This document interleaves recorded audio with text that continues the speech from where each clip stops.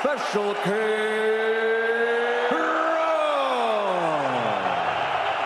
Gennady Golovkin, a.k.a.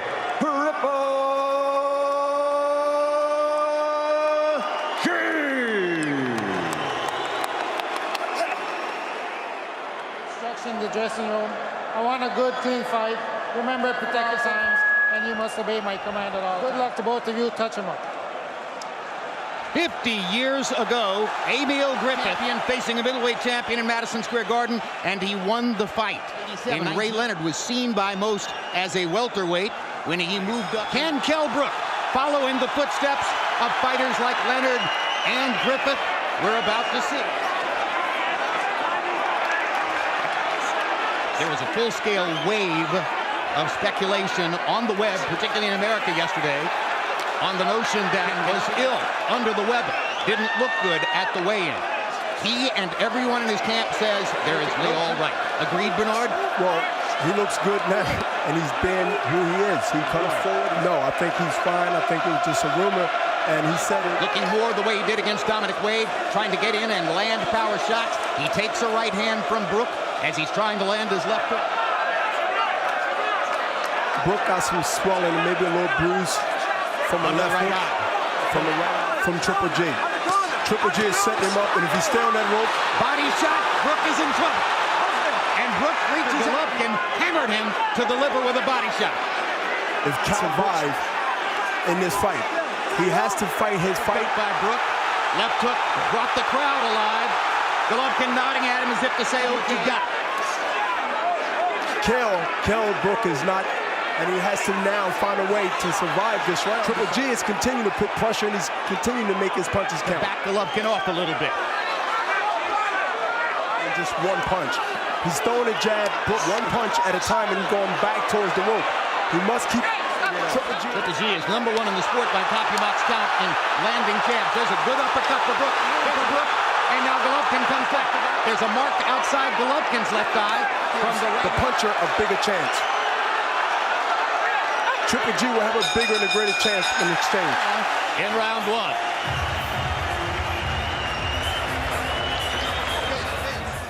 Here's the left. Because of Kell being on the rope, he got a quote with the left kidney, and he should have been moving, but he stayed there and got hit with a right hand. How to avoid that right hand is not be on the ropes. The biggest moment of round one when Brook reached out and grabbed Golovkin to pull him to him after the two left hands. There's the uppercut that landed for Brook, and there's the mark outside of Golovkin's left eye. So both fighters are marked.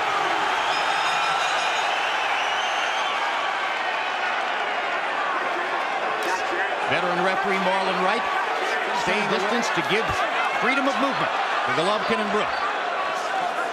Patient but consistent, because if he sits there and wait and take a picture, he don't want to be on the end of those punches.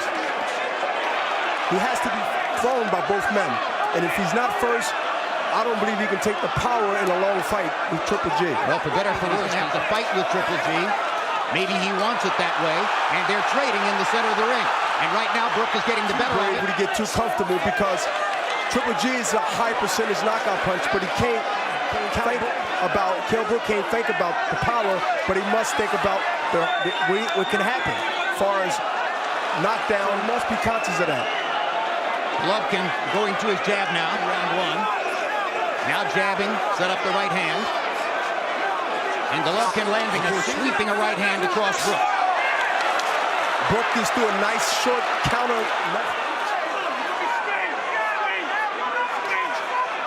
Golovkin has not been knocked down in his profession. Counter.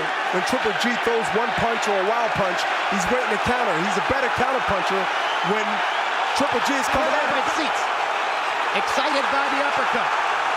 Brook getting in some heavy. Golovkin gets in a right hand over the top.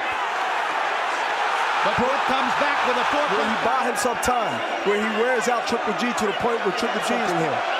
Brook seems to have realized early on that Golovkin wants to put pressure on him, wants to put him in a box in both of the first two rounds.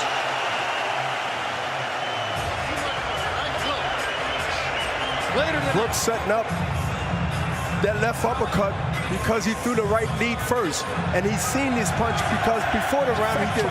If you continue to throw it in spots where it's needed. Brook must not get too brave, but smart enough to fight a smart man fight. Rather than a knockdown. Golovkin totally in agreement.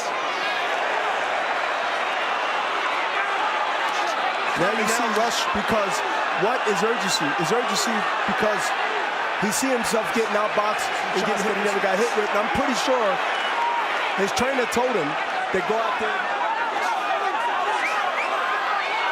He's digging to the body with a 3-punch combination.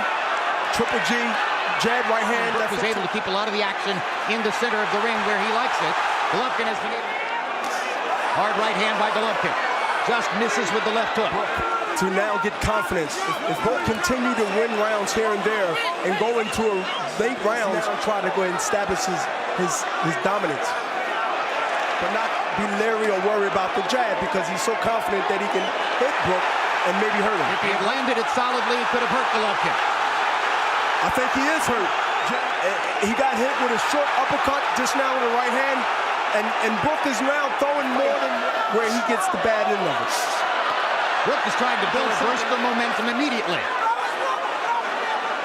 Today may be thinking again that they were onto something. But Golovkin keeps bearing in and putting pressure on Kell Brook here in round 3. Starting to swell badly. And Triple G just threw a left and a straight right.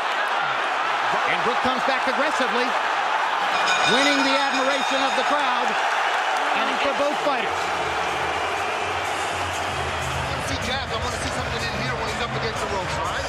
Now seeing a position of throwing the right hand, which he did, a right hook that came around the left hand of Brook. And the punch is there because he's sitting there. Now here we go with throwing combinations after the jab. What I would call a lot of wild or desperation punches in the fights we've seen up to this moment. Here and there is outboxing him, competing with him, perhaps won the second round. Gennady Golovkin finds himself, it appears, in the closest thing to a real fight so far in this. Well, Triple G showing some frustrations because running, boxing, moving, punching, slipping. Every now and then, Brook and his corners continue to tell him, don't be on the ropes, be in the center of the ring, or keep moving left to right. As you see on the ropes, Triple G has a shot when he's on the ropes. Brook's face right now landing some solid punches. Golovkin taking them so far. Yes, and Brook's face right now is showing the effect of the power. As I suggested might be the case. Golovkin placing body shots now. Whether it's coming from the left side or the right side, he has in second rounds. Golovkin sticking a jab. Both fighters' faces are showing damage from the shots they've landed in the first 3 rounds. He's trying to hammer Brook to the liver one more time with the left hand here in the 4th. It looked like Triple G is just actually, you know, pushing his punches. Doesn't look like in speed. What I mean, speed. The power is there, but the speed is not there. It seemed like they have no snap on it. We call them arm punches in boxing. Much sharper, much cleaner. See the shoulder by Brook. Those are the kind of punches that Golovkin isn't landing. Spot on. Trust me, I'm watching every moment. I'm watching every moment. Do you understand? Dominic Ingle This is called the bait and switch. This is called the bait and switch. He pulled him in to counter him. He pulled him in to throw a punch. There's some urgency from Ingle talking to Brook. 39-37 Gennady Golovkin. You know, Brook got some jaw. I mean, I haven't seen a guy stand there and trade with Gennady Golovkin in God knows how long. 3-1. And Golovkin delivers his fiercest rally of the fight. Completes that scoring summary. Now Brook holding out his arms as if to say, to the ropes, Bernard. And Brook is putting his hands up like he wasn't hurt, but you know, he might be hurt later. So I think he should stay focused. I think he was hurt a little bit to let the opponent know that you're not hurt, but that normally means the opposite. He leaves himself to get countered like he just did with a straight right. And I believe he's hurt with this, and now Triple G is going to keep him there. Halfway through the 5th round.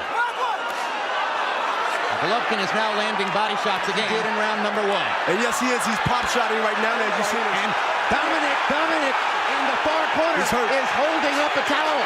Ingle is trying to get referee Marlon Wright to stop the fight, and now he finally throws the towel. He's going to have a technical knockout victory in round number 5. And that's an amazing decision on the part of Dominic Ingle.